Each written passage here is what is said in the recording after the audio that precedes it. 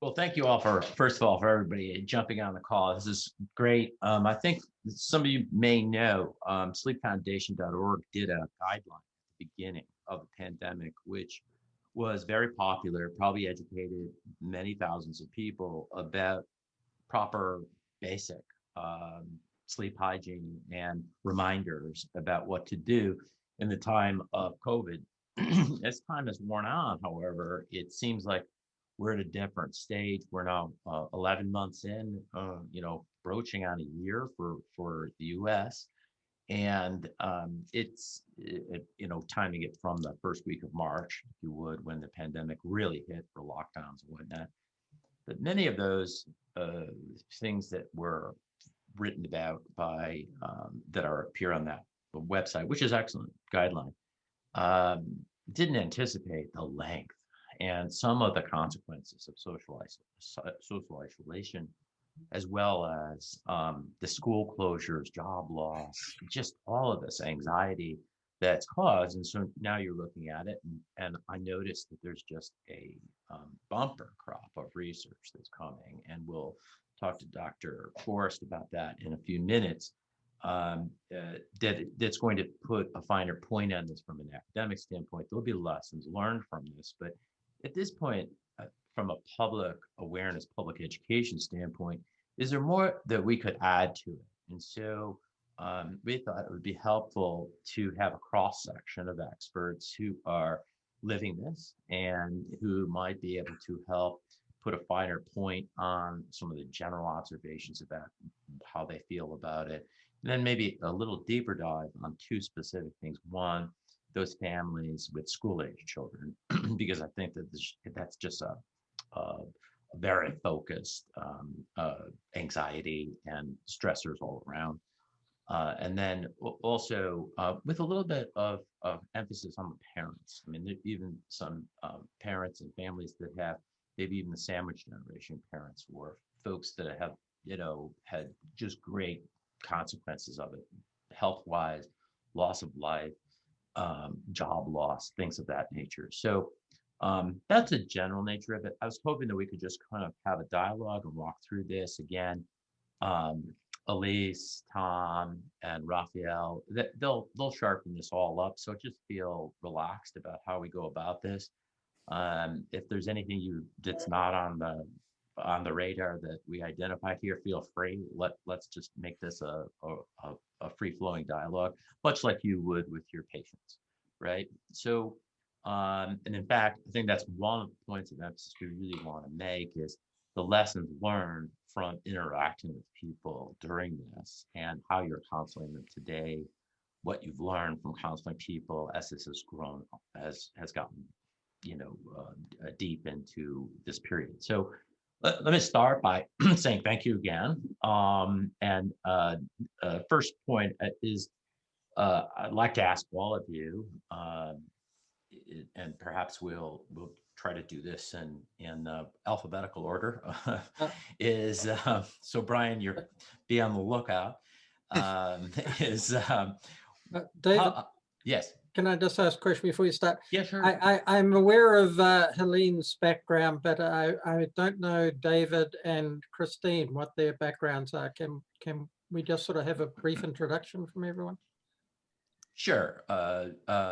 Genevieve, I think maybe Genevieve, if you start. Yeah, so I'm a professor at the University of Quebec in Outaouais in the province of Quebec, Canada. And I've been doing some research in sleep for the past 20 years now. And my focus is on mainly on the impact of sleep deprivation on performance, mostly cognitive performance, sports performance in youth. So I've been focusing on studying adolescents and young adults that are enrolled in sports studies program, but also I'm doing some studies in young children in more vulnerable families and doing some research that will try to improve their sleeps and see if we can have an impact on the family functioning and parent sleep and everything. So mainly it's more in this field, but the problem is that we cannot do that kind of study during a pandemic. Yeah. So we just took a step back, and so we just look at all that, and we were trying to see if, well, does the pandemic has an impact in our adolescent and young adults. So we took the opportunity to do a short study in the first wave of the pandemic. So that was our goal. So I guess that's why David Cloud reached out to me to see if we could just, if I could maybe talk about what we did. Sure. And I presented a part of our result at last virtual sleep last summer. And what we found it was very interesting. And I think that maybe I could, contribute a bit about the discussion today with some of those results. So. Well, that's great to hear, because I was a little concerned when I saw David's outline, because it was so much about adolescents and children. And I personally don't deal with adolescents and children.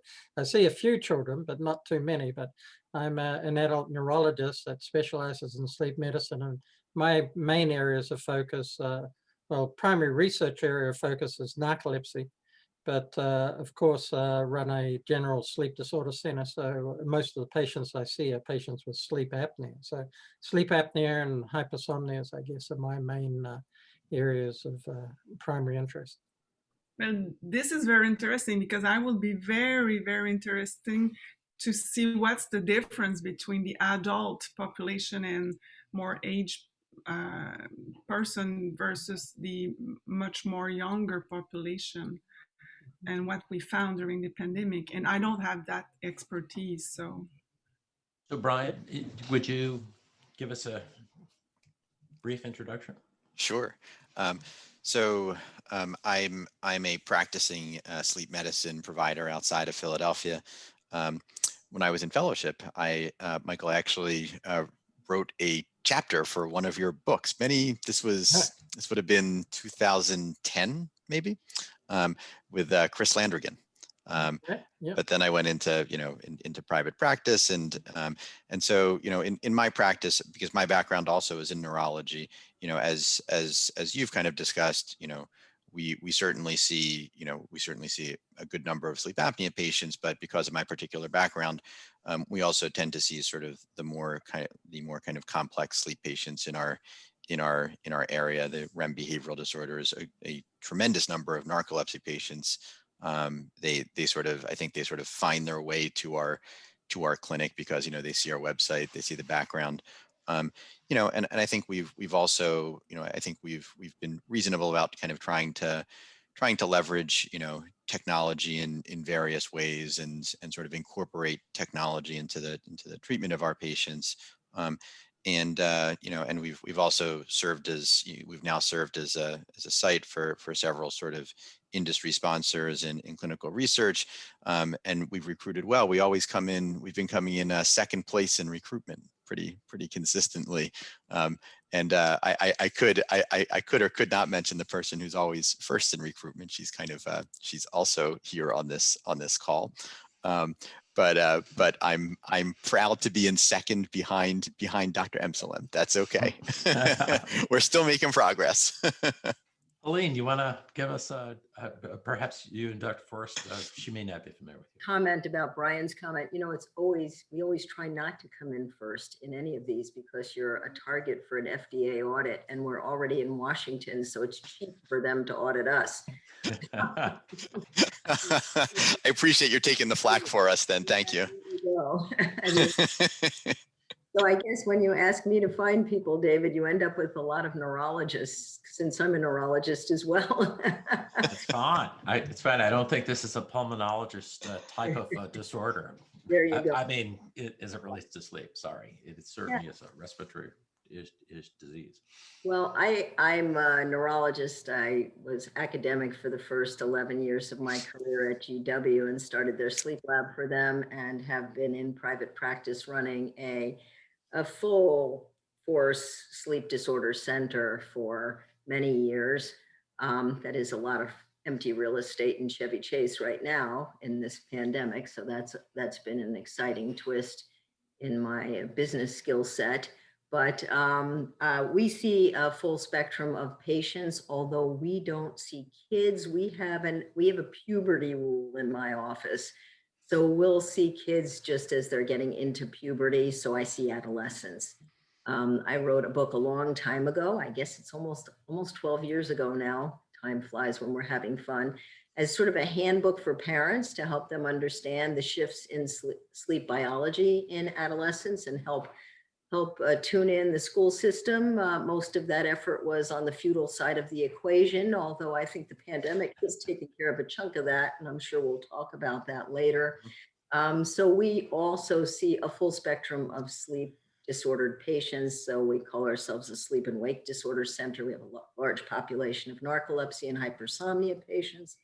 A lot of delayed phase, which I think is something we'll touch on here during this discussion in terms of what happens when you don't have to be out the door at a certain time in the morning. And insomniacs, I have always said, if I ever advertised that I was willing to see insomniacs, we could probably fill the schedule for a total of 4 practitioners in 2 weeks for the entire year. So it's a busy practice. There are a lot of patients, there are a lot of needy patients, and a very interesting spectrum of disorders lately. We've started keeping a tally, Michael, you might appreciate this, of the bizarre dream enactment stuff and sleepwalking on the edge between stage 4 parasomnias and REM parasomnias that we just, I mean, there just seem to be more of them, or people are home more and talking about it more. I'm not sure which. Or maybe the pandemic makes us dream more. Who knows? I think that's an excellent point. I think that's been brought up in some other recent surveys, is the number of reported nightmares and that sort of fugue state, sort of, which had not previously shown up. So yeah, let's try to get to that in a second. So well, maybe we could start there then. What do you think is the biggest thing you've noticed that's different?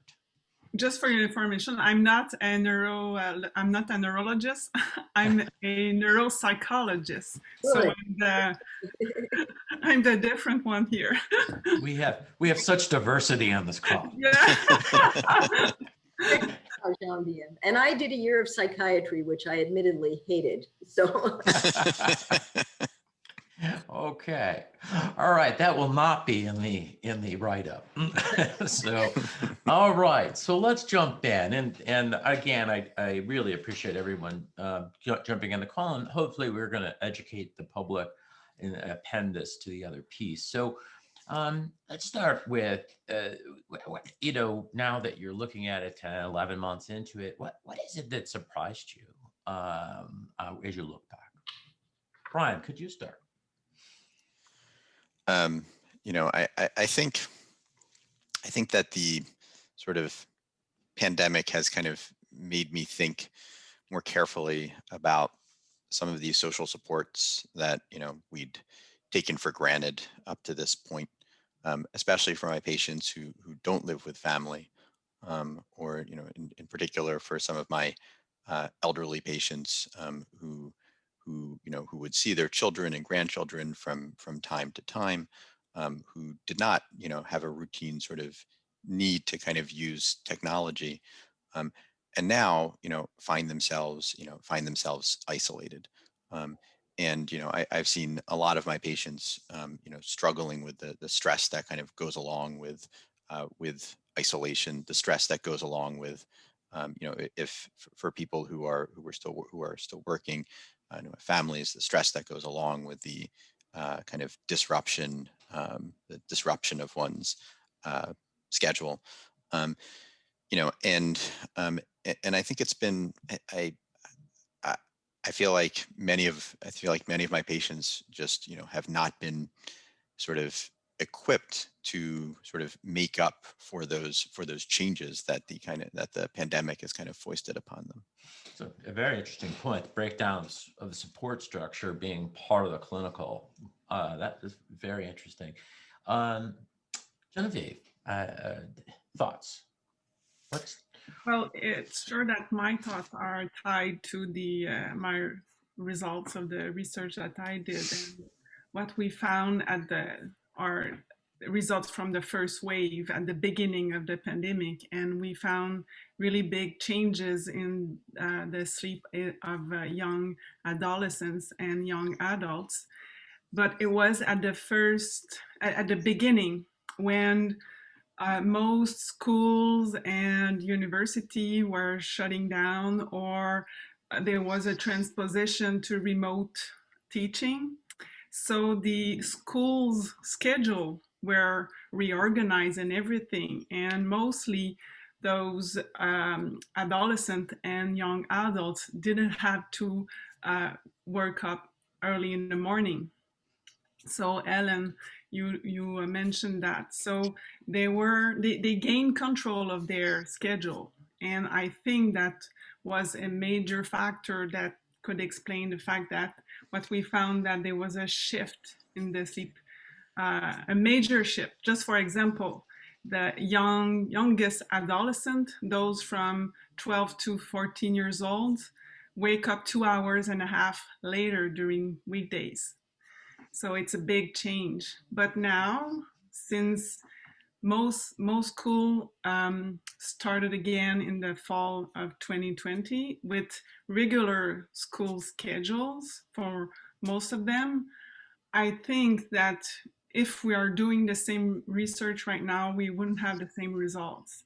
And if we're looking at the accumulating stress for over a year of social isolation and everything, well, the thing is that now those young adolescents will not benefit from a good night of sleep that they have at the beginning. So I think that's one of the major problems that we could have right now, is that they had at the beginning an opportunity to, sleep more, to have a sleep that was more aligned with their natural rhythm. But now, with the pandemic still going on and all the pressure and constraint of the school structure and everything else, and the social isolation that is still going on, well, I think that the stress and all this psychological distress will give us a completely different portraits. So you touched on quite a few things there. Social jet lag, phase delay. But the first point you made, I thought was very unusual. So you're saying that at the very beginning of the pandemic, that kids were left to set their own schedules and found a wake time that was, I'm assuming, closer to weekend schedule. Yeah. And they did it. They actually achieved this. Yeah. That's very interesting. Huh. We did it. And it was both present for the teenagers and the young adults. So everyone shifted their sleep patterns to later bedtimes and wake times. And we found an increase in sleep duration. So in overall, everyone got about an hour of sleep more per night.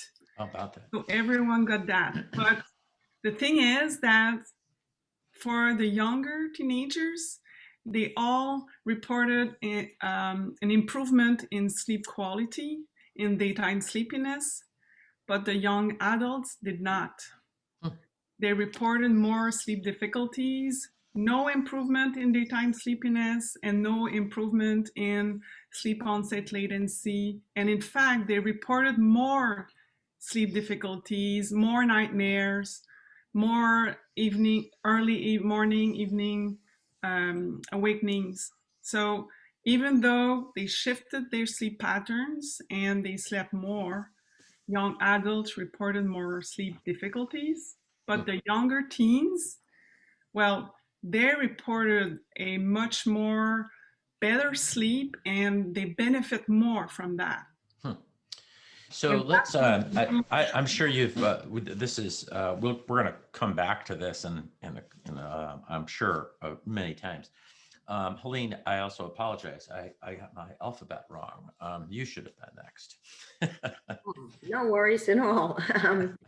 We were surprised initially along the same lines as what Genevieve just said about the number of patients who really reported that they were getting more sleep, that they loved not having to commute to the office, and that they were using the additional time that they culled from being quarantined for sleep.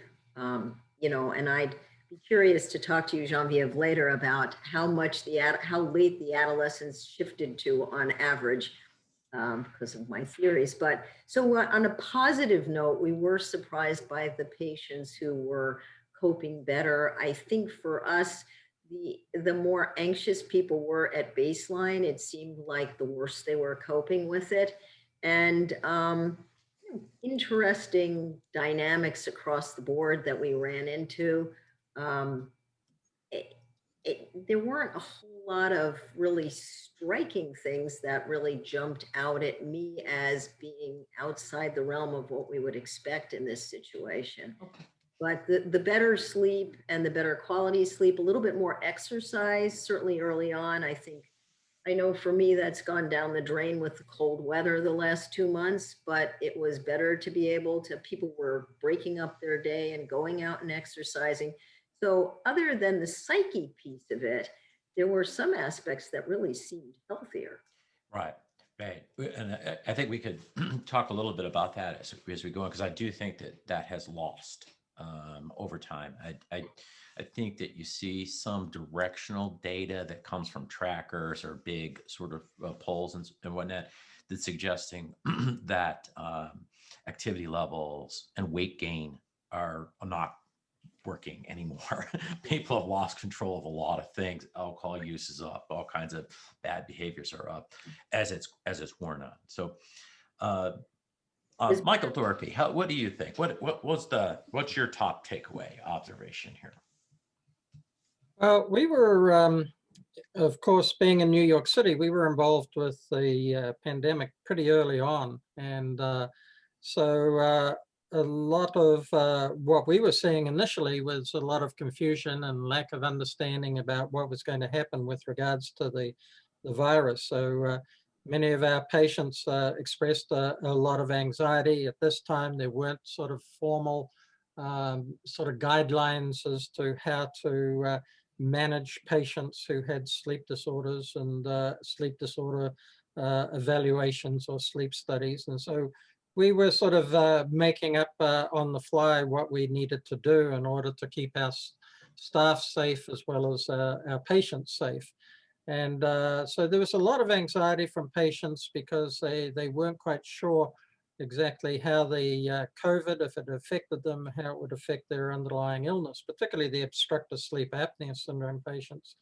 And we saw a lot of those patients that we evaluated, and we actually published an article on our experience in dealing with obstructive sleep apnea syndrome in New York City at the beginning of the pandemic. And so we got a feel for patients about the stresses that they were undergoing and the concern that they might have about interaction of the virus with their underlying medical illness. And then the other thing that was happening at this time was that places were beginning to get shut down, and this affected patients in terms of medication treatment, because many of our patients who were getting medication from their local pharmacy suddenly found their pharmacies were closed up, and so they couldn't get their medication. So there's a lot of anxiety in patients and sleep disturbance. As a result, we tended to see more patients presenting with insomnia or patients who had other medical sleep disorders such as sleep apnea or narcolepsy who developed more sleep disruption because of the stress that they were undergoing. So initially, until things sort of became clear as to where things were going, the main thing was a lot of confusion about how to handle it. And of course, telehealth was set up pretty early. And that was actually one of the good things that sort of came out of this, I think. I think telehealth has been really a great advantage for many patients and reduced a lot of stress that they otherwise would have had. And the ability to be able to communicate with their physician without having to put themselves in an environment where they may be exposed to the virus. That's an excellent point. I mean, if you had, if that had not happened, think of the massive dislocation in access to healthcare that would not have occurred. It would have compounded this in so many ways. So in some ways, that was a very fortunate development for it to happen and be able to handle the bandwidth. It's things like Zoom, for instance, for schools and things. It's just fortunate that we had this, because to think of all the dislocations that we would have from traditional sources, traditional structures like access to healthcare, access to education, access to work. I can't say enough about how fortunate we were. So, but anyways, very, very good. Thank you, David. Yes. Would you mind if I jumped in and asked a question kind of based on what you just said?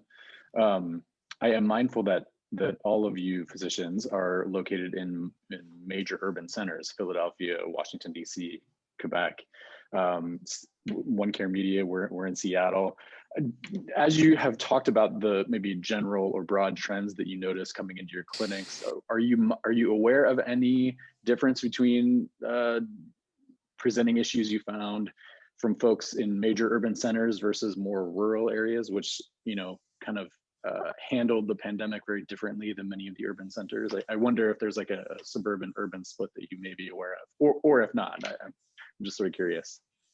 The only difference that we probably noticed was the fact that a lot of our patients travel long distance to get to us, and it often involves bus and trains and a lot of transference. And so for our patient population, the ability to be able to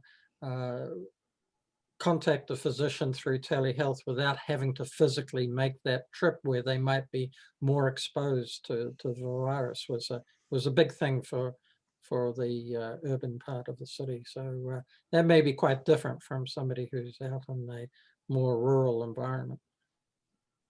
I mean, we truly are not rural, although we have a catchment area that does pick up a little bit of rural Virginia, West Virginia, and a little bit of the eastern shore of Maryland. And I think we saw less of those people. First, I mean, I agree with everything that's been said. We had the first 3 months where people were just hunkered down, worried about survival, and a huge drop off in referrals. And so we had time to think out how we were going to deal with it because there was not much going on. But even as it's ramped back up and then gone probably up a little beyond the baseline from before that, I do think that the rural population is a little less aggressive and enlightened about dealing with it. They may be dealing with more financial issues than the inner city folks. I don't know. And coping with survival life things more so. But I feel like we've seen perhaps a few less of those folks. That's just a gut sense. Interesting. Okay. I think there was a kind of a divide among my patients to some extent by so Malvern kind of straddles the kind of an affluent Western mainline area, and an area that becomes more rural kind of as you travel west, and a lot of my patients who were from that sort of more rural westerly area were actually kind of, even though they lived farther, I think from a cultural perspective, we're more eager to kind of come in and continue to see me in person, even though we had kind of transitioned to telehealth. I had a lot more resistance from people, farther away, kind of in the rural areas, in sort of the, perhaps the redder areas of Pennsylvania, than I did kind of from the inner bluer areas when we sort of flipped, like on March 16th, we flipped entirely to telemedicine, and people who were were kind of more affluent, you know, more white collar, were thrilled by that. But people who felt that the virus was kind of being overstated were questioning, and even at times would, you know, even though we sent all kinds of reminders saying like, we are not seeing patients in person at this point, we had a good number of people just show up at our doorstep and say, hey, I'm here for my appointment.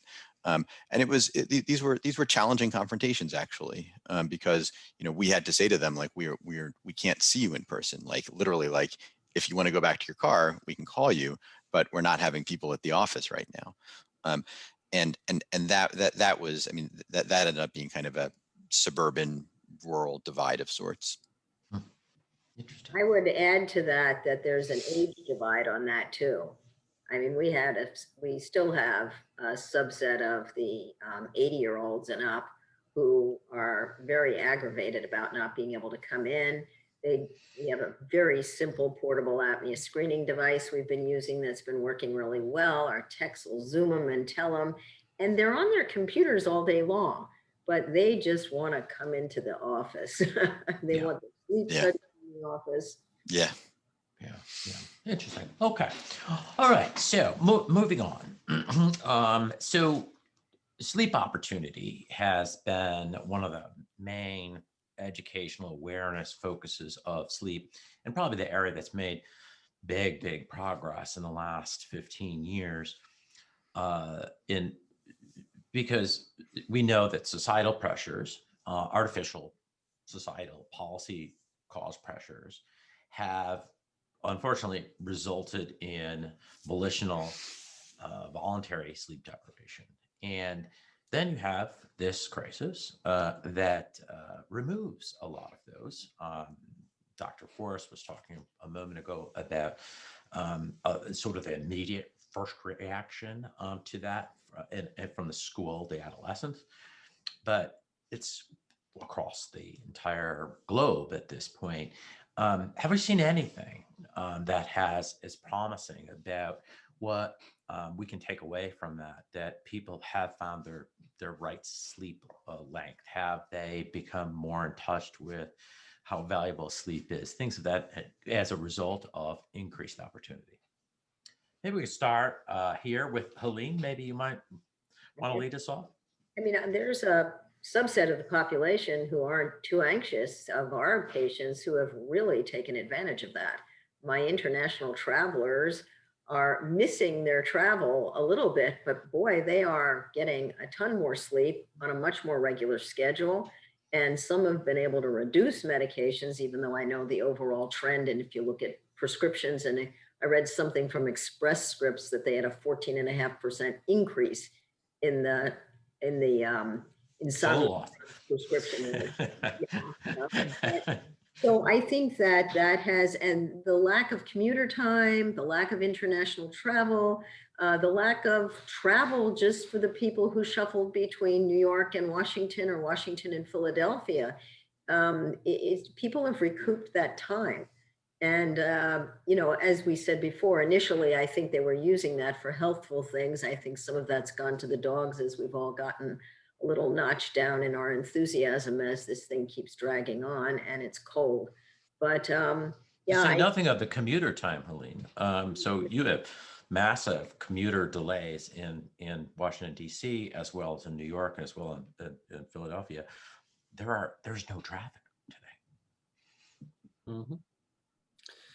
Yes, you're right. I mean, the fact that our patients don't have to commute and cut themselves short of sleep at night, which they were doing prior to the pandemic, has made a big difference. And so, of course, commute times can be very long in New York, and many patients have more than one job. They have multiple jobs. And so since the pandemic, of course, they have spent far more time at home. But what I'm finding is that sleep-wake scheduling has been probably a little worse overall.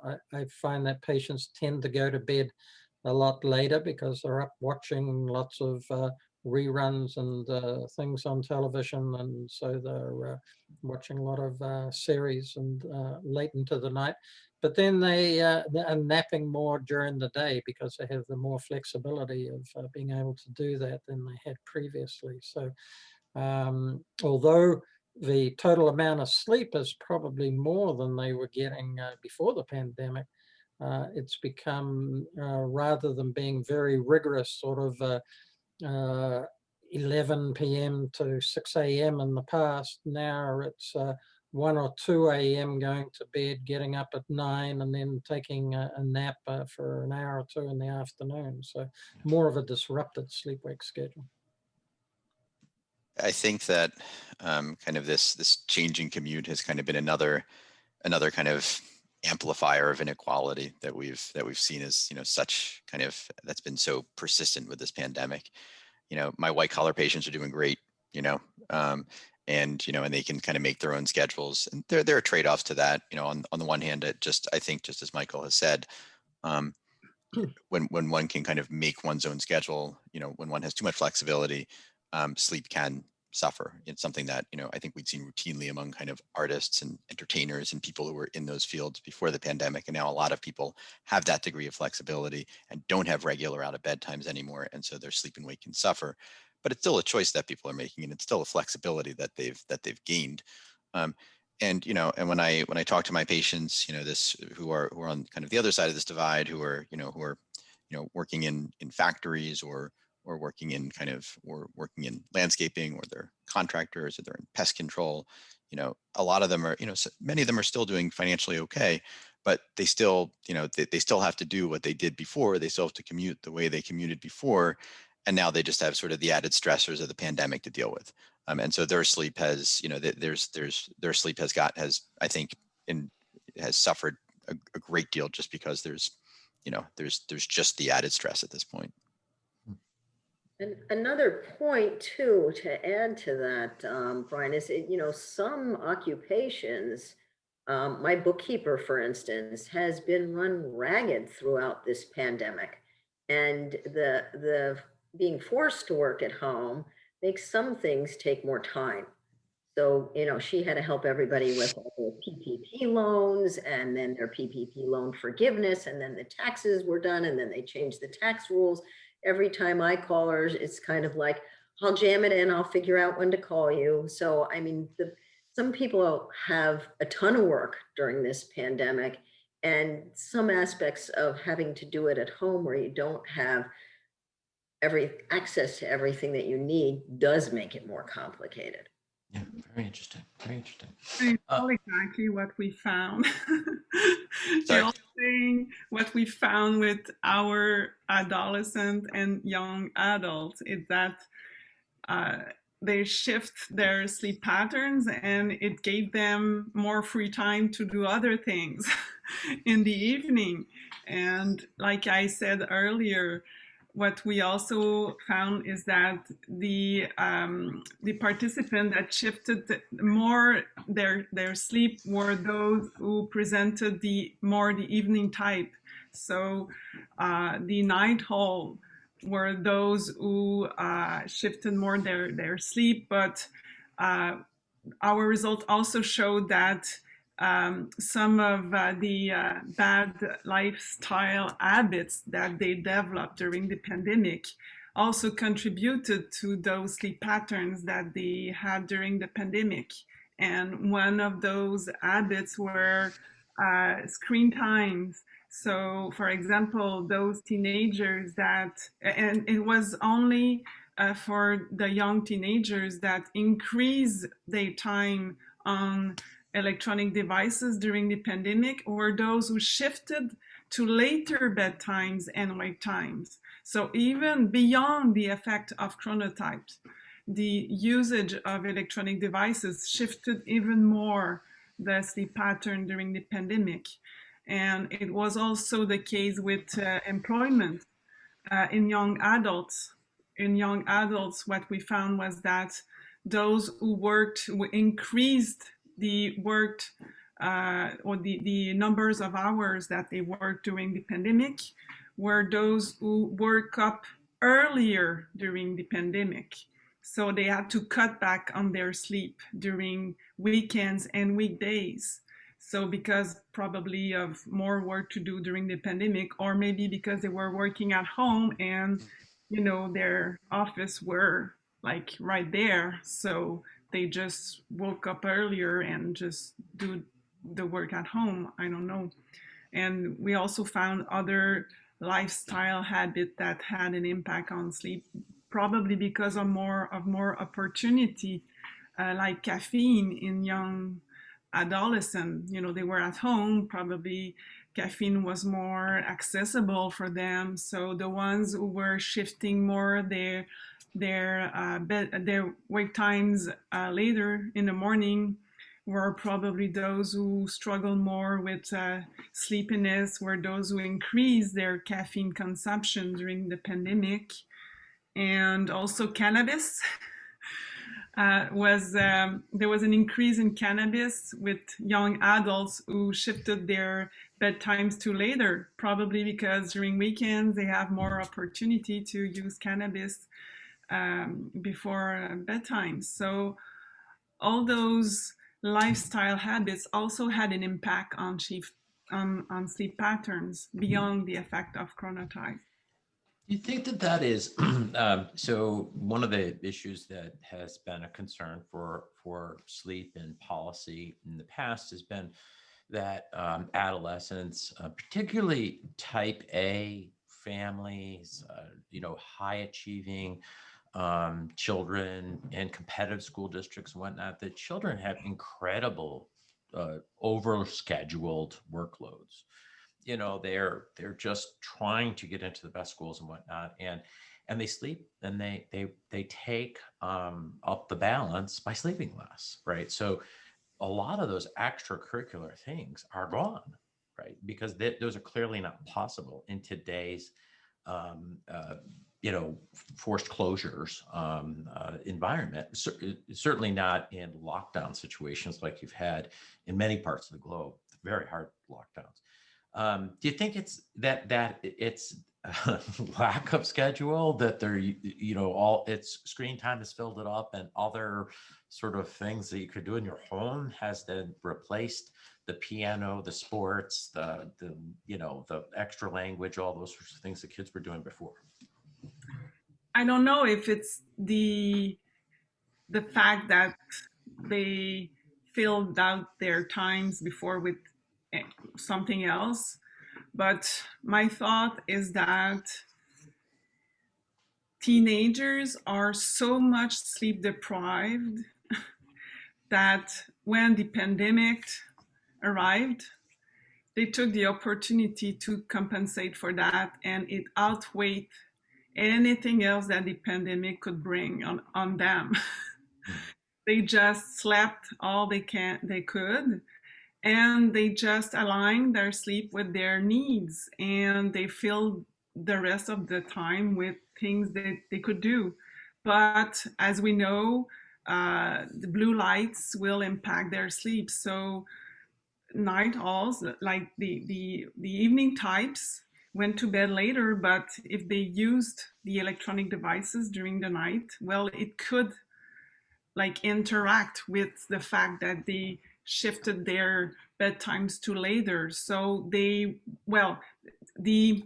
takeaway here is that even though we should start school later, we should also frame properly free time in adolescents, because they need to know more about sleep hygiene and everything, and the impact of electronic devices used on their sleep, because those free time, they have to use it properly.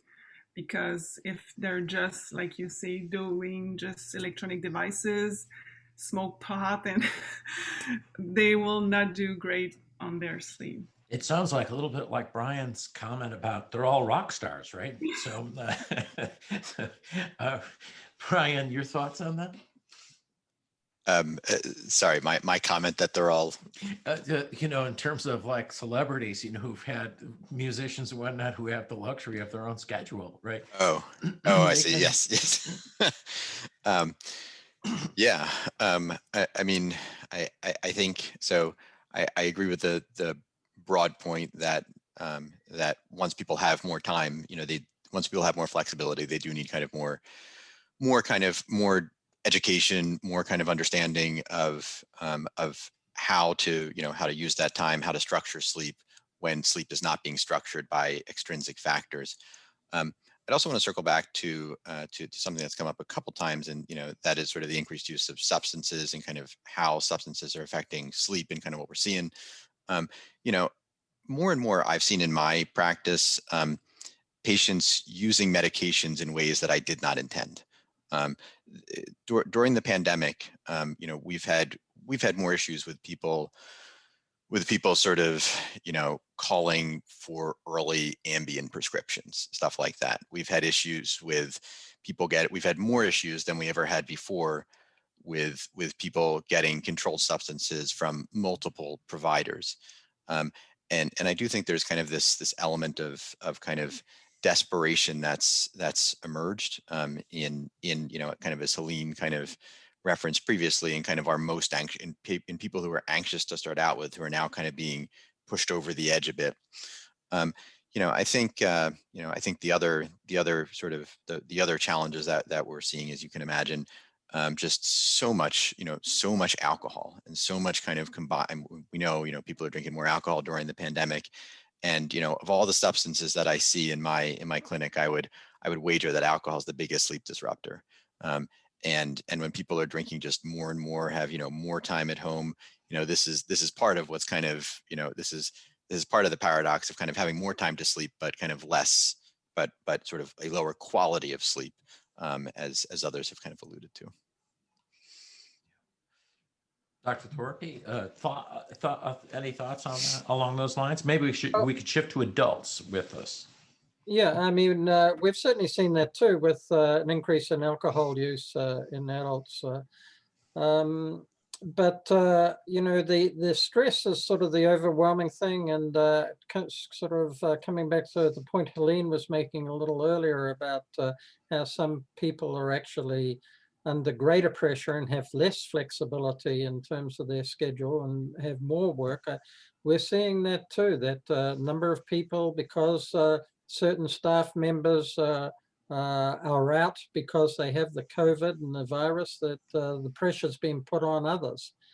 And so that people are having to work longer and longer hours and have less time off, and even having some people, physicians even, that are presenting because of insomnia and stress, because they're being asked to do far more work than they normally were able to do. And particularly older physicians too, who normally would have a sort of more relaxed schedule, are being forced into doing a schedule a little bit more like a younger resident. And so this is causing a lot of stress and anxiety. So I think a lot of first responders particularly are probably working more and have less time for sleep compared with the younger population that may have a little more flexibility in their sleep patterns.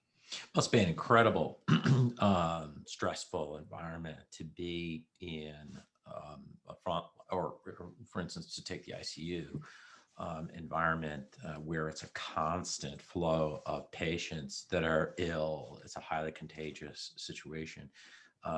And for instance, for a lot of pulmonologists who are trained in working in that environment, but it's taxed that community and enlarged it so much, so that there's just a lot of stress at modern hospitals today, or even in first responders, folks who have to respond to those as well. A lot of people in high stress situations. We keep using the term stress, but we're also seeing depression too. I mean, the social isolation was lovely for a few weeks, and then it gets old really quickly. I think my adolescents with social anxiety are the only ones who are totally thrilled with getting educated remotely. Couple of college students I've had home are headed back here in January and are just, I mean, it was perked up beyond what I had seen in quite a while. But I mean, I see in I know for the working people with kids at home and trying to, I know we're going to talk about this later, but with juggle how you get any uninterrupted time. I mean, just the interruptions from Prime coming to the door and the dogs barking disturbs you. My staff can't tell when I'm talking to somebody. They don't like to look at the schedule to see if I'm going to be on the phone or not. So, I mean, I think that there is an element of depression that we've seen more of as well. On the plus side, the psychiatrists have been a little more accessible than usual. Always hard to find a psychiatrist in Washington, although everyone's a psychiatrist or a lawyer. They have a little more time in their schedules because they're not commuting and they're doing it via telemedicine. And we can open up the spectrum of where people have to go. They don't have to get 15 minutes from the office to get to a psychiatrist. They can log into somebody in Virginia, even if they live in Northern Maryland. So a little more flexible, but there's depression out there too from all this. Well, yeah, let's talk about the parents a little bit here with regard to that, because they, you know, depending on the age of the children, perhaps they're not adolescents, and it's very difficult to have relationships through a computer for younger children, and they're dependent on their parents without school and without other curricular activities. The children are perhaps manifesting some depression, as well as the parents with this prolonged period, right? Very much. I mean, I have 2 3-year-old grandchildren, and the social isolation and their terrible desire to be with other kids and look at them and go next to them and touch them and be on the playground with them. It's very hard, and it wears the parents out. The parents get irritable, and the parents are trying to work at the same time. So juggling, you know, who's going to get the 5 a.m. to noon shift and who's going to get the other shift, pretty frantic. And then a lot of people who had help at home have one parent who stopped working has been a solution for some parents. And then, you know, a working parent suddenly becoming a full-time in-home parenting person is not being coped with terribly well by everyone either. Certainly I wouldn't cope with that very well. So it's pretty hairy. Someone did a study counting the number of times it was a husband and wife with kids, you know, younger elementary school kids, and they counted for each of their shifts when they were supposed to be working, they counted the number of times the kids came and interrupted them anyway. It was spectacular. It was almost once a minute. I mean, it's just... I have a colleague here at the university who did a study during the pandemic that showed that parents of young children has difficulty maintaining their response to the needs of their children during the pandemic. So it's a fact. Yeah.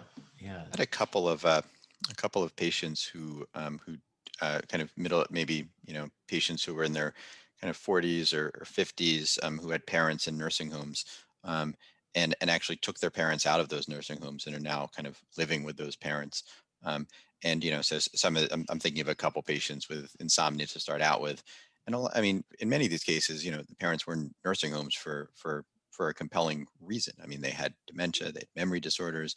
So now, you know, I have, you know, my patients are not only, you know, taking care of their kids who are not at school, as you kind of alluded to with, you know, sandwich parenting, David, and but they're taking care of, you know, their parents who previously were receiving a professional level of care and are now sort of, you know, turning to their children for that care.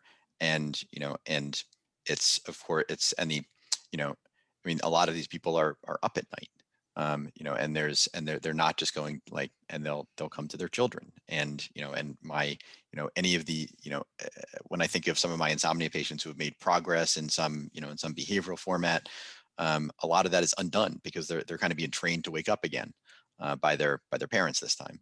And so, you know, I think there have just been so many disruptions from all angles, kind of as you guys have been alluding to.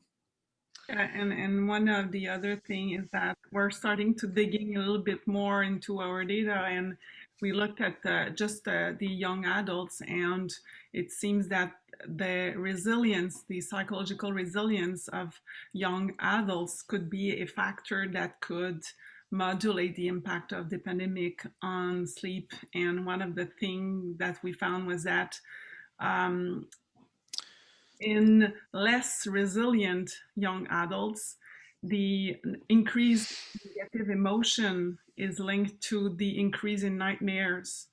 But in resilient young adults, that's not the case. So it seems that resilience could be a protective factor. When you're resilient, you seems to be more able to deal with the increasing negative emotion, but only in men. So even though you're a woman and you're resilient, you're less able to deal with the negative emotions. So it's kind of interesting to know. So, That's a and you really think, fascinating. yeah, please I'm go sorry, ahead. David. That's a really fascinating comment. Can you just define how you are using the term resilience? Like, what is that? Well, it's Yeah, what is that definition? a broad concept. Resilience is used as a concept to explain how someone will be able to cope with uh, everything that comes along with stress or something that you have to deal. It could be situation like the pandemic or a I don't know, a situation that will bring anxiety or some things. Some people are really good with that. They will just, think and take action, and they will not um, feel anxious about it. So we say that they are resilient. And some people will just feel really anxious. They are not able to think straight, and they will have to really analyze everything. And Yeah, so let's try to break that down a little, or extend it a little further, because we've heard that there's been a lot more reports of nightmares and some other unusual sleep problem reports. And so this observation from your data that folks, that young people who have more or less a resilience are the ones that are this is manifesting in those in that population. So could we extend that further? Do we see that in any of your practices, Dr. Thorpe or Dr. Avalok or Helene? Are you seeing that more reports of that? Because obviously there's a lot of anxiety and stress in this environment today. You know, Yeah, I've tended to. I don't know that you can talk about this at all without talking about the political climate too. Right. Because, I mean, we live it and breathe it here in Washington, so maybe we see the worst of it. But people have just been like, okay, I could cope with a pandemic, but I can't cope with the division and the divisiveness in the country right now. I mean, I've seen a couple of cases of insomnia just, began 2 months before the election and lasted till through January 6th, right? So, I mean, it's people feel like they've been double dinged by this to a huge extent. And I think it feeds right into the same things we're talking about. I mean, I guess you have to be genetically resilient, type O and male, huh? I don't know. Right. We've seen a little bit more in patients reporting about dreams and disturbing dreams, and actually also seen it in people who are post-COVID too. That makes you wonder whether that may play a part in that as well. But I think, largely, obviously, it's the stress that may be contributing to it. But we are getting few more reports of abnormal dream content, pleasant dreams than we had previously. Definitely. So it's not over, right? So I imagine that there's going to be increasing pressure over the vaccine you know, as different populations, I noticed that some of my neighbors, for instance, who have elderly parents, very frustrated over the lack of vaccine. And that pressure is going to continue, right? People are going to, they're close, but their anxiety is going to, I don't know if it gets as hot as it did in Washington, D.C. over the last month, but I do sense a similar sort of frustrations growing, you know, that it's Yeah, just an unusual environment. initially, we sort of saw relief that there was going to be a vaccine, but now we're having patients, and you know, it comes to mind an elderly 80-year-old that I was talking to the other day who is very infirm and uses a walker, and she went for her vaccine appointment and was told that the vaccines all run out. So of course, this caused her enormous stress because she was unable to get the vaccine. And I think we're now seeing people that are getting concerned about getting the vaccine, and there's a lot of anxiety around the fact that they can't get it or make an appointment. I don't know how it is in the rest of the country, but in New York, it can be very difficult to make an appointment to get a vaccine. Right. Right. I Yeah. think all this is Also- amplified by the fact that a lot of us now know people who have, you know, been very sick or died from COVID. It's just so prevalent at this point that it's kind of like, you know, it's incredibly, it feels more, I think now compared to like 6 or 7 months ago. New York, I know, is a very different situation because you guys were affected so intensely so early on, but in the rest of the country, you know, it just felt very distant, you know, until a couple months ago. And I think my experience and the experience of, you know, a lot of our friends was that, you know, we didn't know too many people who were really severely affected until the past couple of months. And I think that sort of feeds into a feeling of kind of fear and, you know, leading to kind of substance issues and sleep issues. This is not just an abstract, COVID itself is not just an abstract issue at this point. Yeah. Let me change subjects a little bit. So if I could try to go back for a second, because I think there's been a strong body of evidence that's appeared in the literature suggesting that fairly consistent sleep schedules, routines, is a very powerful part of our circadian rhythms. And yet we talked a little bit at the top about the fact that we have lost the rigidity of that because of artificial societal structures. Is there something we can say or we could take away from this experience, or perhaps even modify our recommendations, strengthen those recommendations, or anything that we've learned from this that might point us back to learning about circadian rhythms and what that might portend for future recommendations? Anyone want to take a swing at that? Well, I think, I mean, I totally agree with you that, stability of sleep-wake pattern is extremely important. And I regard this one of the most important things in patients that I see, no matter what their underlying sleep disorder might be. So maintaining a regular time of going to bed, a regular time of getting up in the morning is absolutely essential.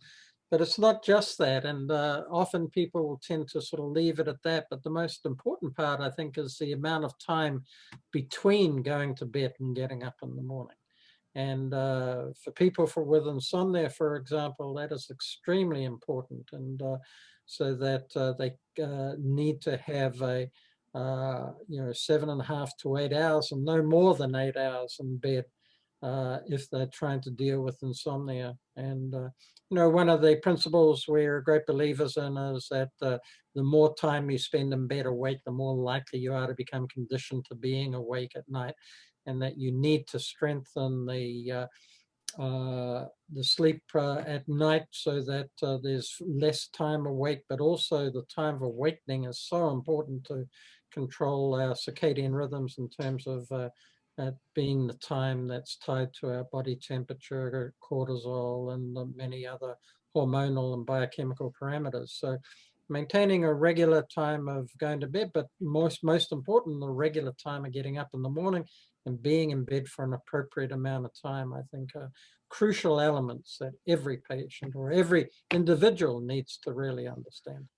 Well, except as we know, many people are doing everything in their bed today. So while I know that your specific reference there was to folks with insomnia, it sure looks like a lot of society today is working from their bed. They're Zooming from their bed. They're eating in their bed. You have to wonder if it's not going to cause downstream some bigger problems. Right. With just that association, poor association to the bed. Dr. Ablock, your thoughts, perhaps on insomnia, perhaps on scheduling. I think that I would, when I talk to patients about kind of insomnia, I think that these are kind of the important principles that, that come up kind of repeatedly. Any time that you spend awake in bed trains your body to stay awake in bed. The time that you get up in the morning tells your body when to feel sleepy at night. Don't allow daytime habits to sabotage your sleep. I don't have too much to add, honestly, to what I think to what's kind of already been said. I think that the loss of scheduling, I think, is if people don't have any sort of capacity to substitute kind of intrinsic scheduling for extrinsic scheduling, their sleep will fragment and the quality of their sleep will decline. More hypersomnia? Are you saying more? Would you say there's been changes in that respect? So, in terms of I think my hypersomnia patients are doing pretty well at this point. The biggest sort of boon to my hypersomnia patients has been the lack of driving. They don't have to get up early and drive. They don't have to drive back from work. We spend a lot of time thinking, also from a policy perspective, about, what are the implications of sleepy patients on the road? And if people are on the road less, and if people are on the road at sort of more favorable times, especially, those who are kind of fortunate enough to have kind of a white collar occupation during this pandemic, I think that that sort of subset of my hypersomnia patients have done extraordinarily well. Elaine, thoughts on that? A couple of those topics. I'll take Brian's comment. We have seen some hypersomnia patients who have defined themselves as having hypersomnia now that they've had enough time to sleep.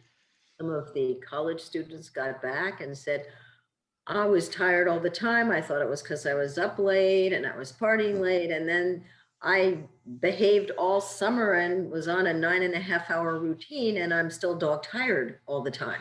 So I've seen a few of those. I think the problem of people being anxious and not being able to fall asleep and getting in bed too early, as Michael was talking about, is a big deal, emphasizing the fact that too much time in bed begets more awake time at night. And that the intuitive thing to do when you can't fall asleep well is just keep getting in bed earlier and earlier, and it ends up being a mess. So I think some focus there is helpful for people in terms of coaching them.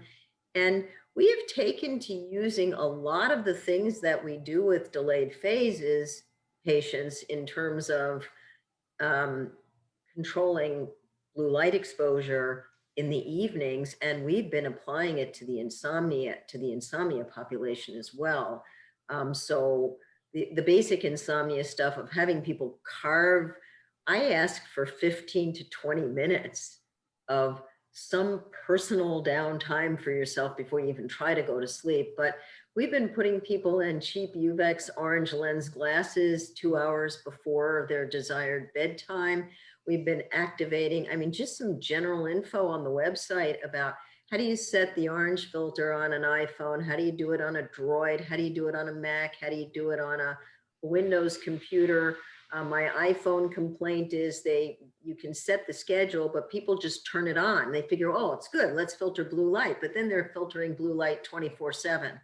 So some instructions on how to use that. I find those things to be really helpful in the background. And Do you remind your, I mean, what do you tell your patients about light, sunlight exposure? Are strong morning light, diminished nighttime light, depends on the patient.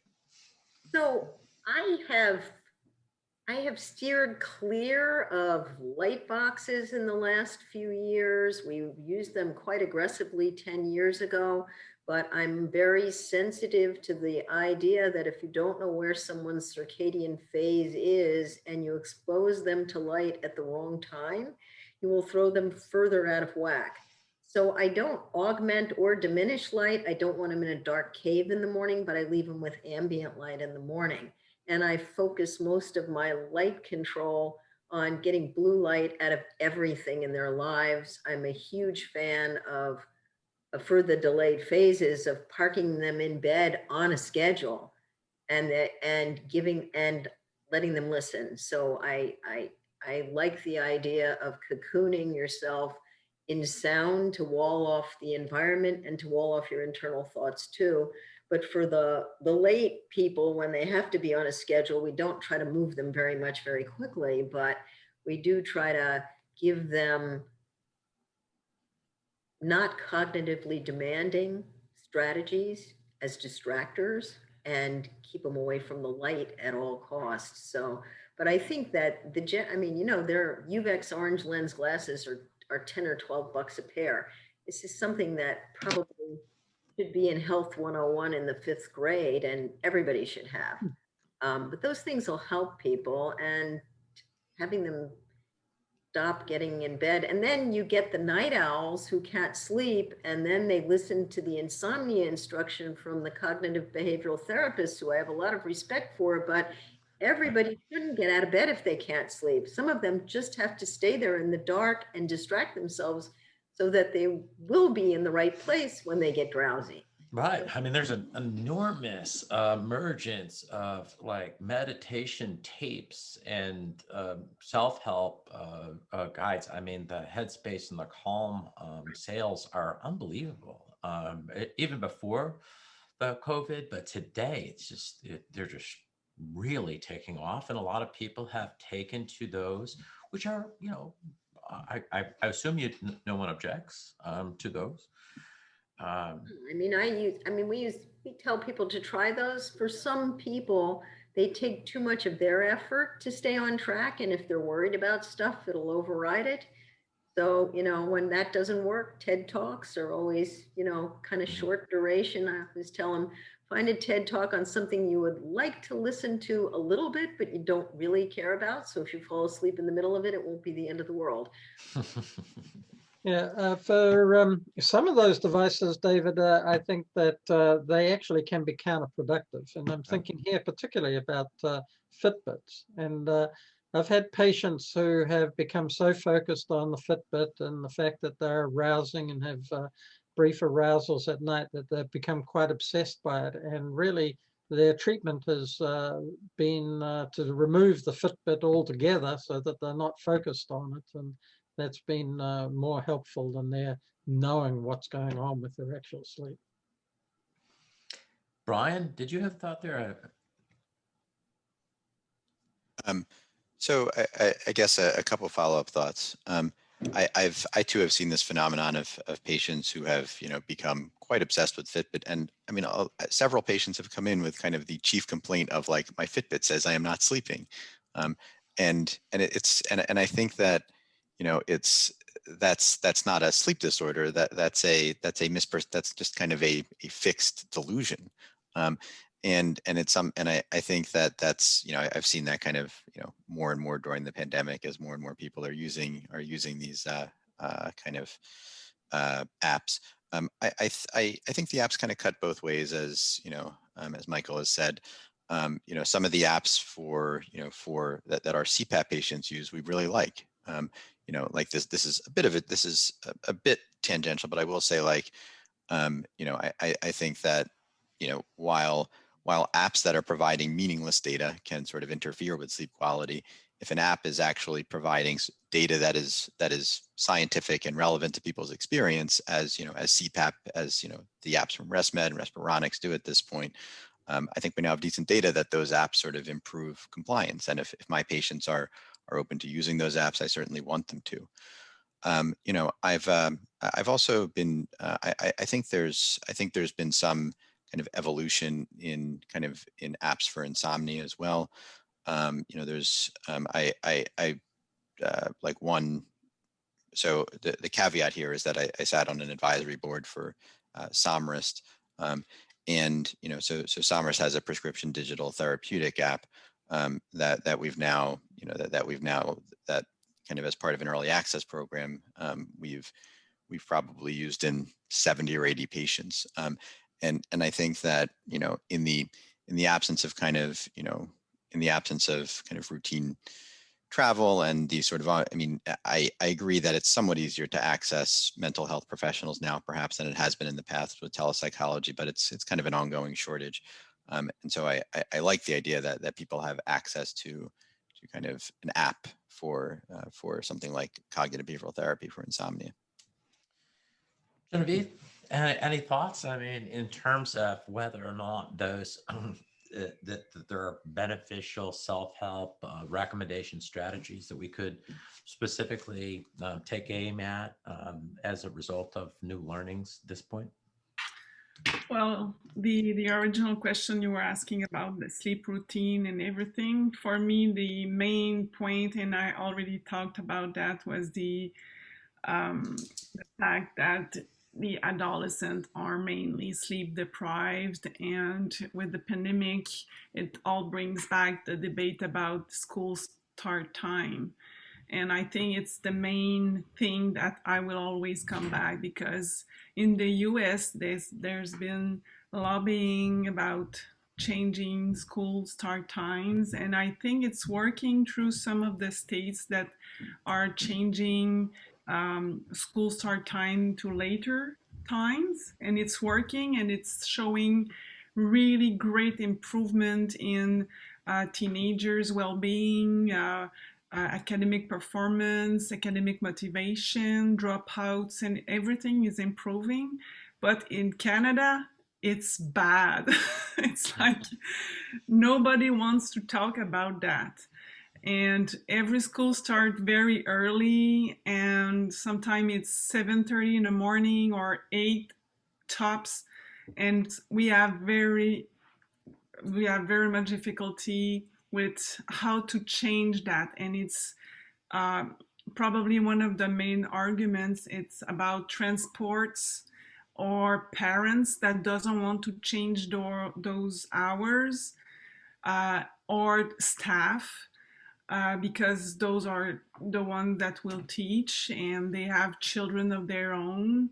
But all the students and everyone are those who have to learn, and it's not doing them some good. So sleep deprived kids, school start times needs public policy support.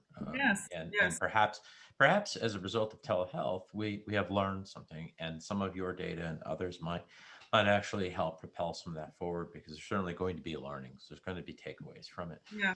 And another thing that I'd like to address is many of you are seeing excessive sleepiness in your labs all of the time. And today, you know that there's excessive sleepiness that is presenting, and for the most part, opportunity to sleep is present. So these people can sleep, and persistent. When people are now coming to your offices, I mean, I look at it, I wonder if you're not actually seeing more cases of true narcoleptics, or when people. So, Dr. Thorpe, you've studied this for most of your career. Is there has there been an awakening that there's a lot more true biological sleepiness out there as a result of this strange circumstance? Yeah, I'm not too sure to what extent the pandemic has played a part in this. I think there is a general recognition more about sleep and sleepiness, and so that there is a greater awareness about hypersomnia and excessive sleepiness. And maybe in these times of pandemic, because of telehealth, people can actually approach a physician a little easier than having to make appointments and travel and take a significant amount of time away from work. So it's possibly having a beneficial effect on these people who have sleepiness and presenting to a clinician to get an evaluation. And I mean, they have their own unique sort of issues, patients that have excessive sleepiness. And of course, once they present, I mean, typically in order to reach an adequate diagnosis, you require sleep testing. And that in this environment may be quite difficult, particularly if it involves a multiple sleep latency test, a daytime sleepiness test, because it would require somebody to have to go to a hospital or a sleep center in order to have that, and that poses some difficulties. But yeah, I think we certainly are seeing a lot of patients that have complaints of excessive sleepiness, and we have a constant stream of patients that are currently being diagnosed with narcolepsy. You're also seeing that in your practice, Dr. Ablock?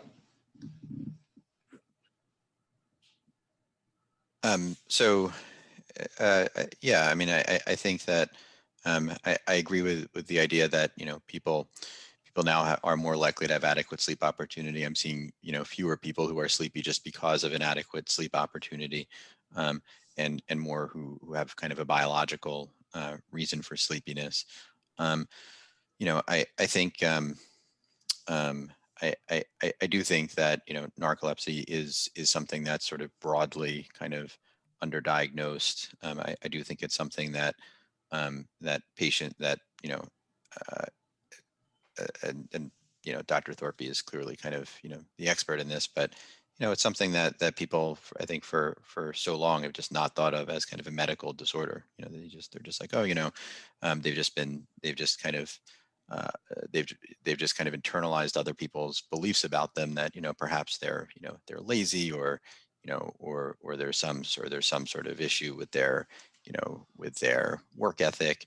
But in fact, it's, you know, there's a disorder of wakefulness. I would also, you know, reiterate the idea that, you know, as you and kind of Dr. Thorpe, as David and Dr. Thorpe have been saying, you know, it is, I think telemedicine has been transformative for a lot of people. It's certainly not for everybody, but for so many people where it is a struggle to come to a provider, to take time off from work to come to a provider, who don't have, you know, the flexibility to kind of cancel half a day of work to see Dr. Abelak for a sleep disorder. Telemedicine has given me such access to my patients that I never had before.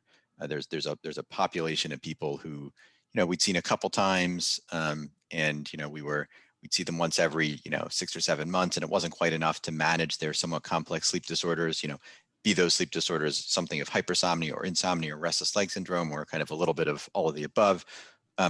Now, you know, and now, you know, if we can find the space in the practice, you know, we can see them a little bit more frequently, and they can take that time, and we can make a medication adjustment, and then they can come back a month later and we can make another medication adjustment. And instead of a process taking like a year, because, you know, we're busy, they're busy, you know, they can't take time, you know, we can see them frequently. And we've seen in our practice that, you know, that some people who we were really struggling with previously, you know, have just been able to access care in a much more consistent way. And I believe have benefited from that. And that's purely kind of, and that's largely a telemedicine phenomenon. So if I could, I think this relates to an earlier point you were making as well, that it's a blue collar, white collar leveler telehealth as well. So if I don't want to put words in your mouth, but yeah, yes, I mean, that's a powerful concept.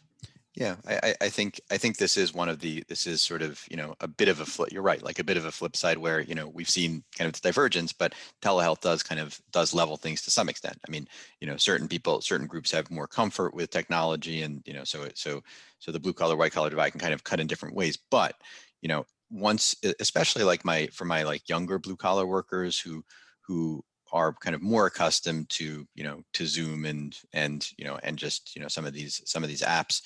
I think, I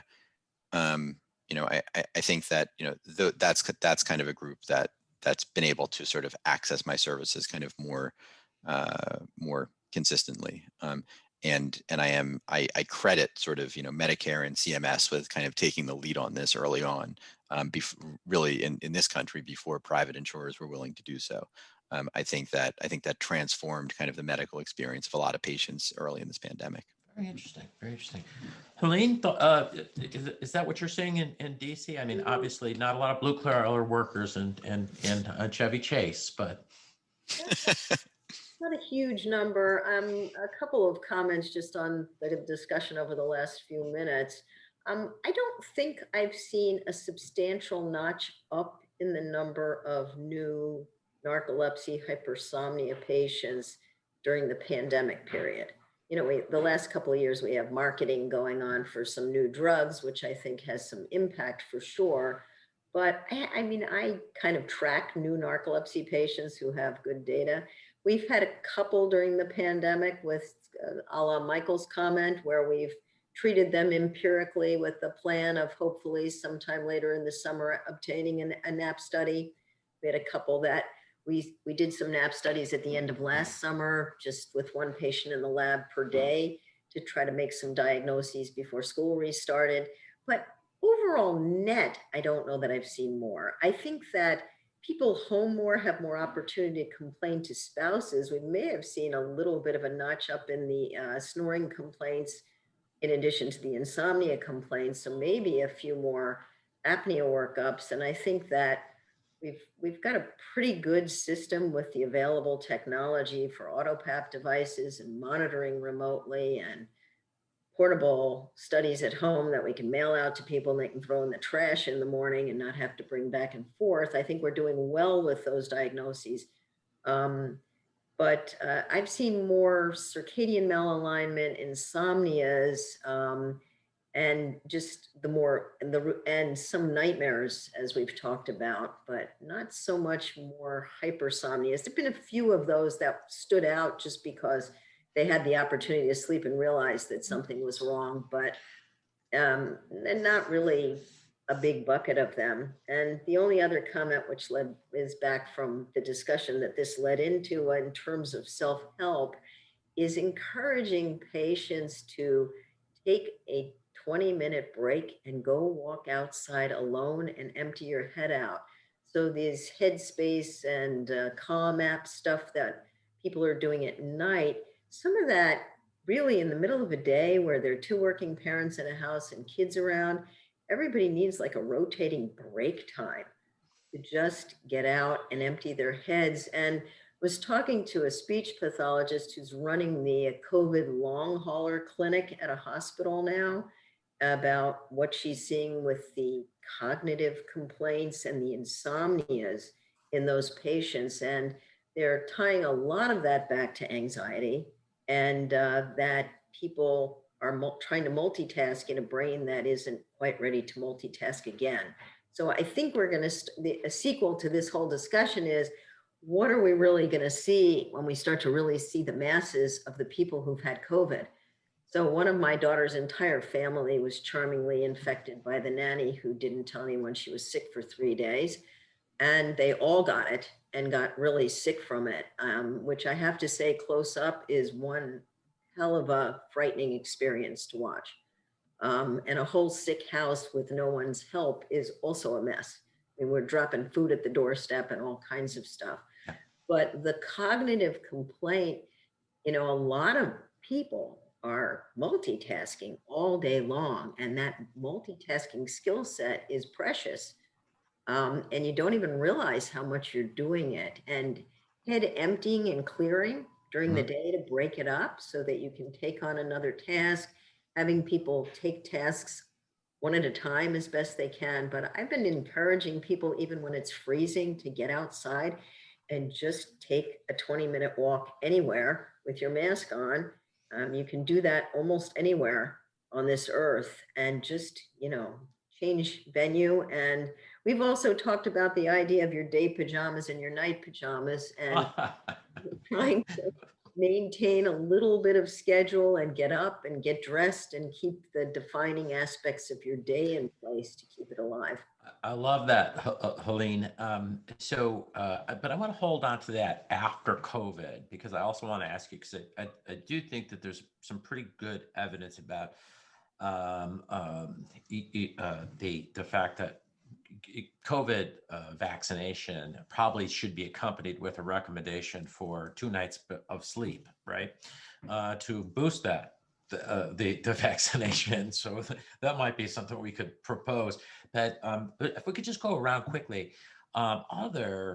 just what you want to say to everyone, if you could, in terms of sleep, one recommendation.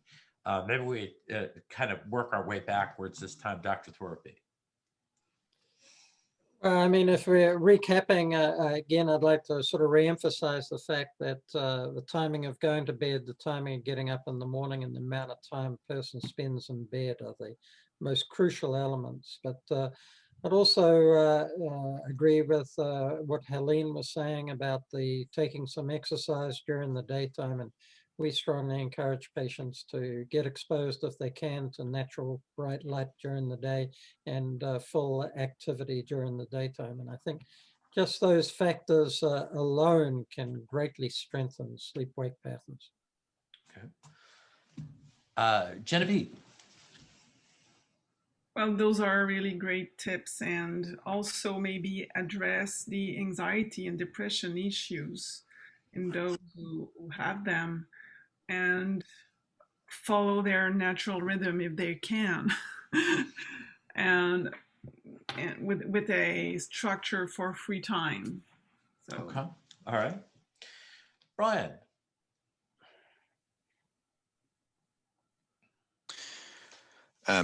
Yeah, I mean, I think both of those sort of thoughts are essential. And so much of this is about kind of keeping a regular schedule and responding to kind of isolation and depression and anxiety in ways that are appropriate. I think it's important for people to understand that anxiety and depression, that sleep does not exist in isolation, that anxiety and depression and alcohol and substances all affect sleep. And if we respond to anxiety and depression with substances, as so many of our patients are doing, we're going to compound sleep problems. So if I could just very briefly try to respond to Helene's comment, after COVID, what comes out of this?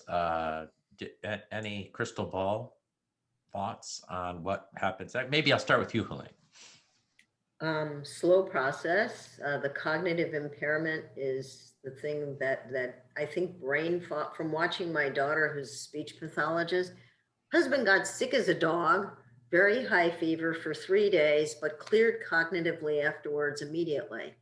And I mean, you couldn't talk to her on the phone. She couldn't string a sentence together. Mm-hmm. It's frightening for her because she's smart and knew it wasn't right, and terrible to watch, and slow to recover. Right. So it does get better, but I mean, I think that leaving people who experience, I mean, the term brain fog mm-hmm. is kind of an understatement for the cognitive impairment that's seen in processing speed, the ability to multitask, and I'm sure we're going to see psychologists give us much more data about that.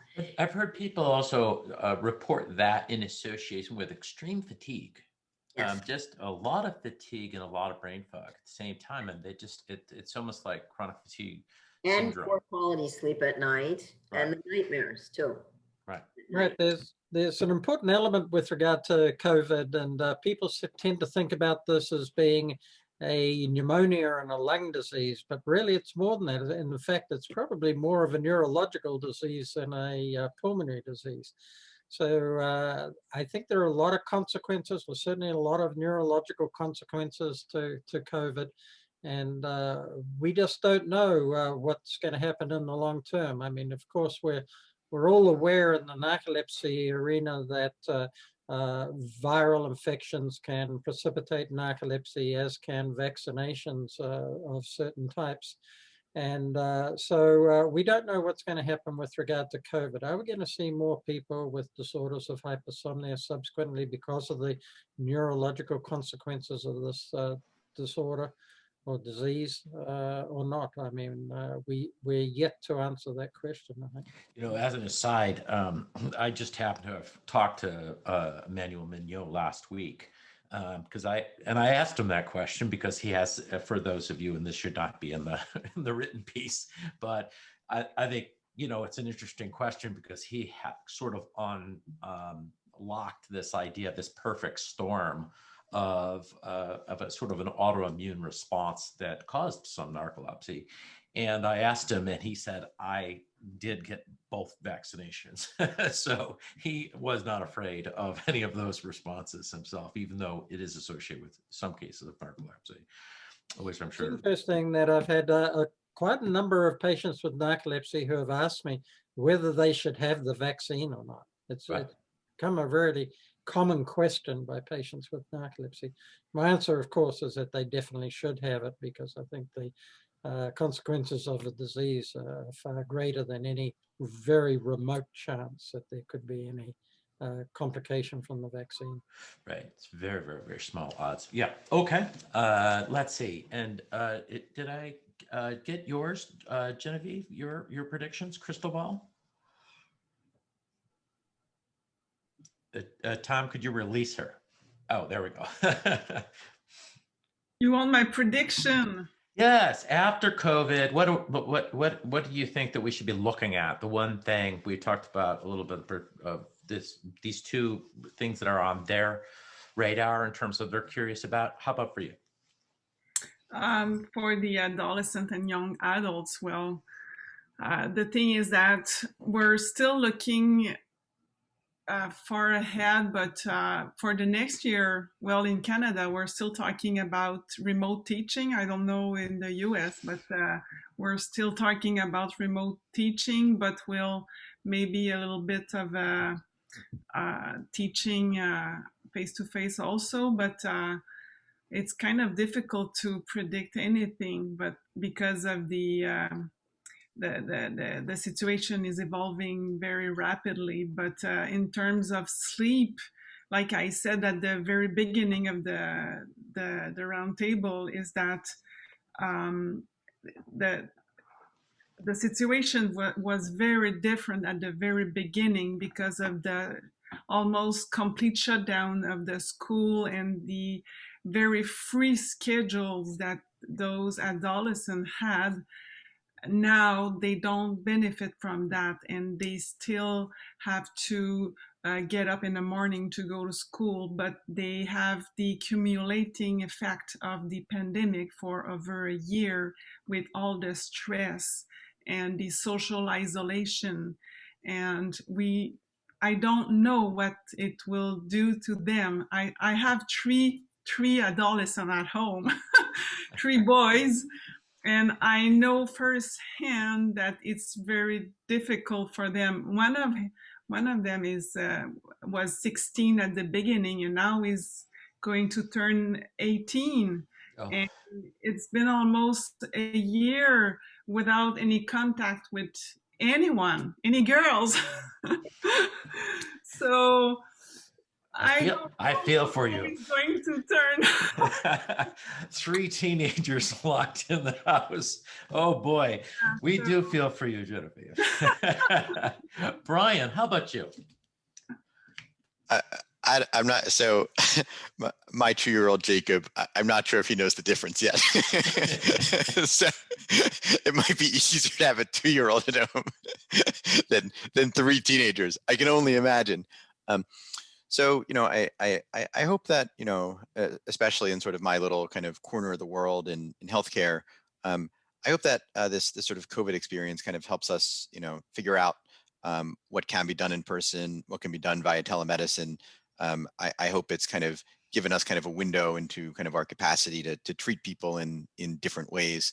And I hope that I hope that those changes are kind of are at least continued in some way, and not just kind of subverted because because private insurers want to minimize the care that people receive. I hope that we're able to kind of I hope that we're able to use telemedicine and use kind of remote treatment in ways that are reasonable.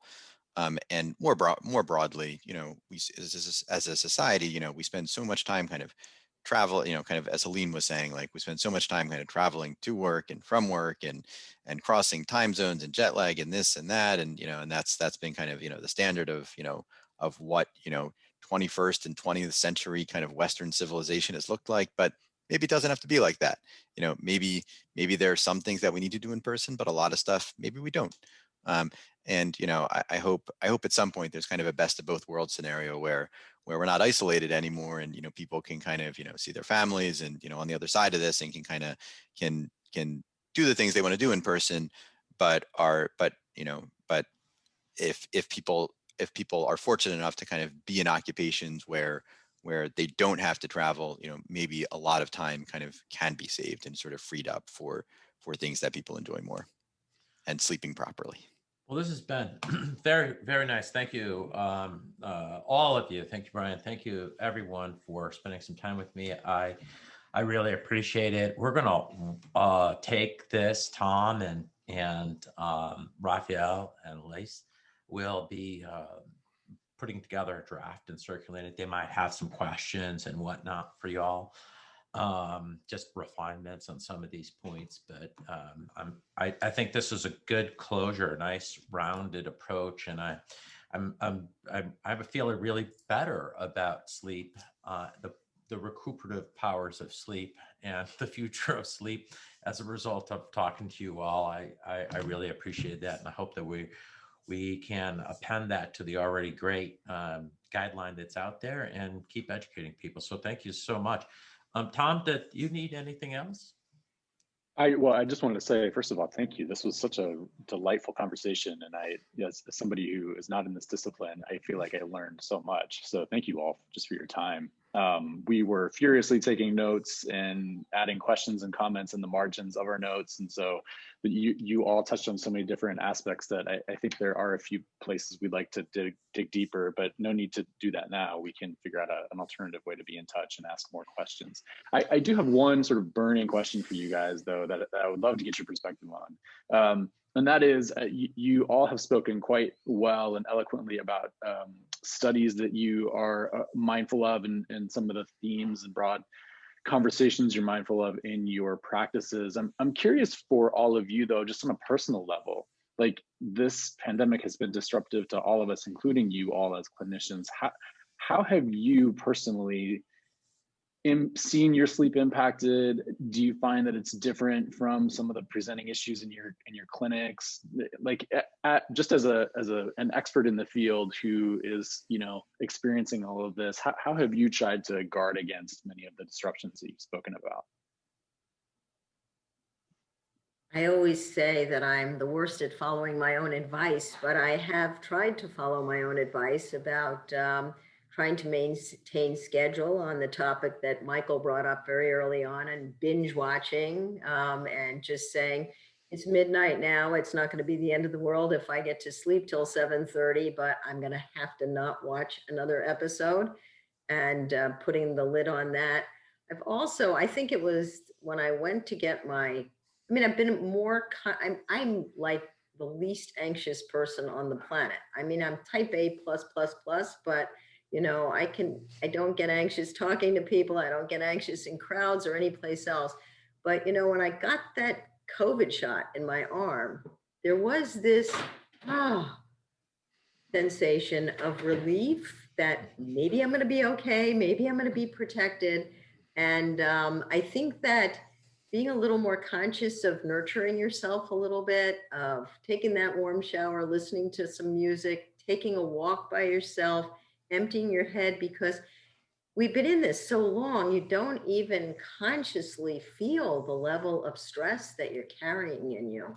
So I've been a little bit more conscious of that. And I'm sure, Tom, as a fellow DC resident, I mean, it's crazy here. I mean, you can't watch TV, you can't read the newspaper. It's nuts. There's protests every day. It's a hothouse. And so I'm sure Helene, like me, we just had to stop paying attention to the media because it's too much. Way too much. And desperately want to hear it, even though we know we should stop listening to it. So it's really conflicted. Well, for my part, I've been doing the same thing as my teenagers.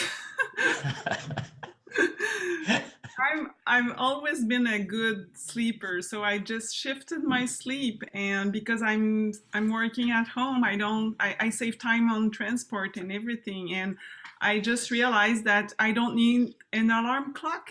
I can wake up at the time that I want. So yes, that's the way I'm dealing with my sleep, and I'm sleeping much better since the pandemic, because like we discussed, I save time on transport. I have less dealing with calls and a student that always interrupt me during my day. So my day are longer, but much more productive. So the anxiety is less for me. So my sleep is better. So yeah, well, I'm a good patient for myself. So.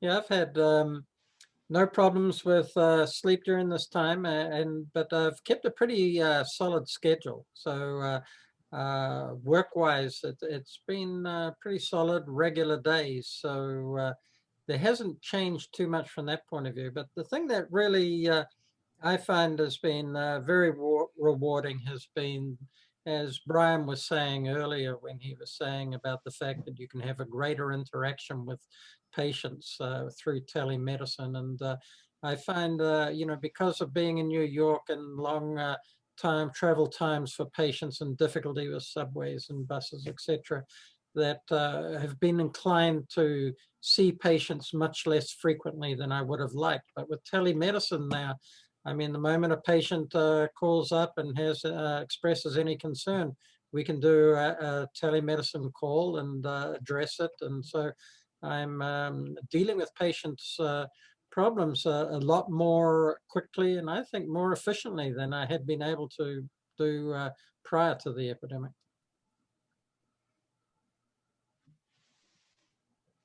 And Brian, as somebody with a 2-year-old, I'm sure that experience is heightened for you. So, I have a bit of a delayed circadian phase. And I happen to have a 2-year-old who wakes up at 6:15 every morning. And so I have had to address my own delayed circadian phase tendencies. Fortunately, my wife does not have similar tendencies, and so she has been quite helpful. But yeah, I mean, I would say sort of, personally, I've some of the things that Helene has described actually resonate in some way. Like I like kind of lying down at night and just, listening to, a science fiction book on audible.com because it's totally different. Like I don't crave, the news anymore. I feel like I'm a little compulsive during the day. I'll look at the New York Times and this and that, but I realize like I need to separate myself from all of that. And I just love listening to something that's, totally different and a different world and totally fantastic and sound and not light. And that's, that's been, and kind of cocooning as Helene has said. And I think I will borrow that expression.